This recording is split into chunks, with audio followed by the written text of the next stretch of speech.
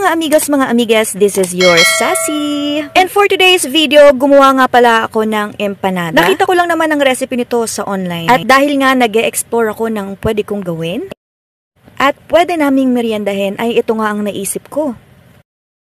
At eto nga, sinimulan ko na nga ang paggawa ng empanada. At eto nga, kung nakikita nyo, ay meron na nga pala akong mga nagawa. Pasensya na po at di ko na naisali yung paggawa ko ng dough. Pero ang ginamit ko lang naman dyan ay flour, margarine, asin, asukal, at tubig. Yun yung mga sangkap para makagawa ng dough. At pasensya na nga po pala kung di ko na ipakita sa inyo kung paano gawin ng dough. Dahil wala naman talaga akong balak i-vlog kasi hindi naman talaga ako gumagawa ng mga ganito. At syempre, nakakahiya nga naman kasi first time ko po ito gagawin. Dahil sa ngayon po kasi ay nakakahiligan ko ang manood ng mga ganito. At syempre, gaya-gaya ko, kaya ito ginagawa ko. Ito nga pala ay budget meal lang. Ang ginamit ko nga lang pala dito ay tuna caldereta. At kung nakikita nyo nga ay gamit-gamit ko pang rolyo ay ang baso. At hindi pa nga ako nakakabili ng pang rolyo. At ito nga nakagawa ko ng 13 pieces. At binilang ko pa nga ito para na masigurado kung ilan ba talaga ang aking nagawa. So ito nga, 13 pieces nga talaga ang aking nagawa. At nakita ko nga lang pala ito sa online recipe. 2 can nga pala ang nagamit ko at meron pang natira. And then ito na nga, nagpapainit na ako ng kawali na gagamitin. At syempre, maglalagay din tayo ng mantika dito para naman ma-fry natin yung ginawa nating empanada. Chinek ko nga din pala kung mainit na at kung pwede ko na ilagay. So ito pwede na siyang ilagay.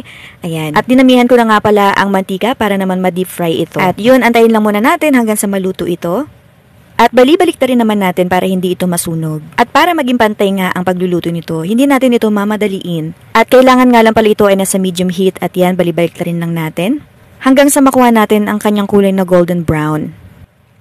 At habang niluluto ko nga ito, ay naaamoy ko talaga yung aroma ng margarine. Para nga talaga ako nagluluto ng tinapay. Ang napanood ko nga talagang video ay chicken talaga ang kanyang pinalaman dito. Pero dahil ako ay nagtitipid, ginamit ko ang tuna caldereta. And now, as you can see, golden brown na siya. At ito nga, hanguin na natin. At natapos ko na nga pala lahat gawin ito. At pinatulo ko lang ito sandali sa strainer. Para naman mawala yung mga excess oil. At ito na siya, charan! Alam niyo, sobrang proud ako sa sarili ko. Dahil first time ko nga lang gumawa nito. Nawiwili kasi talaga ako manood ngayon ng mga ganito para naman sulit ang merienda. At kita nyo naman yung feelings. Kahit na tuna caldereta lang ito ay talaga namang mabubusog ka na sa merienda. At syempre, hindi mawawala ang taste test.